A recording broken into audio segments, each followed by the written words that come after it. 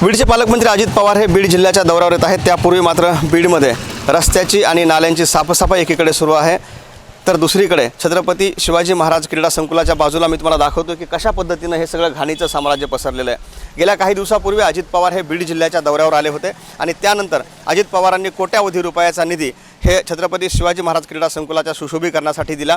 तेव्हा या ठिकाणी मॉर्निंग वॉकसाठी आलेल्या अनेक लोकांनी नागरिकांनी अजित पवारांकडे या ठिकाणच्या स्वच्छतेबद्दल, या ठिकाणी टाकलेल्या कचऱ्याबद्दल प्रश्न उपस्थित केला होता आणि त्यानंतर अजित पवारांनी ही सगळी स्वच्छता करण्यात येईल, या ठिकाणचा रस्ता नव्यानं बनवण्यात येईल असं आश्वासन दिलं होतं। मात्र अनेक महिने उलटले तरी देखील या ठिकाणचा रस्ता झालेला नाही। या ठिकाणी जी काही घाणीचं साम्राज्य आहे ते आपल्याला पाहायला मिळते। मोठ्या प्रमाणात या ठिकाणी कचरा साचलेला आहे।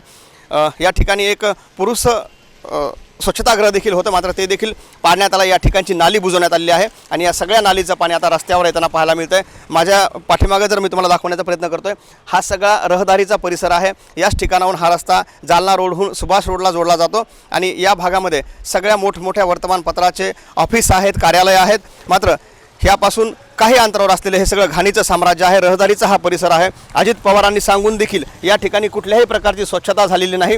अगदी काही तासानंतरच अजित पवार हे बीड शहरामध्ये पोहोचणार आहेत। अजित पवारांचा बीडचा दौरा आहे आणि त्यांच्या दौऱ्यापूर्वी जे काही मुख्य रस्ते आहेत त्या रस्त्यांची साफसफाई झाली असली तरी बीड शहरामध्ये अंतर्गत रस्ते आहेत आणि अंतर्गत ज्या नाल्या आहेत त्या ठिकाणी अशा पद्धतीचं घाणीचं साम्राज्य पाहायला मिळतं आहे। नगरपालिकेचं अक्षम्य दुर्लक्ष या ठिकाणी झालेलं आहे। आता नगरपालिकेवर अजित पवार यांची सत्ता आलेली आहे, त्यानंतर तरी या सगळ्या परिस्थितीमध्ये सुधारणा होते का, या ठिकाणची स्वच्छता होते का, या ठिकाणचे रस्ते होतात का, या ठिकाणची नाली होते का, हेच पाहणं महत्त्वाचं ठरणार आहे। कारण आता अजित पवारांच्या येण्यासाठी काही काळ बाकी असला तरी या ठिकाणी अद्यापही मोठ्या प्रमाणात कचरा साचलेला पाहायला मिळतोय आणि नालीचं पाणी अजूनही रस्त्यावर आलेलं आहे। कॅमेरामन मुकुंद सर, मी आप्पासाहेब मोरकर, लोकाशा टीव्ही, बीड।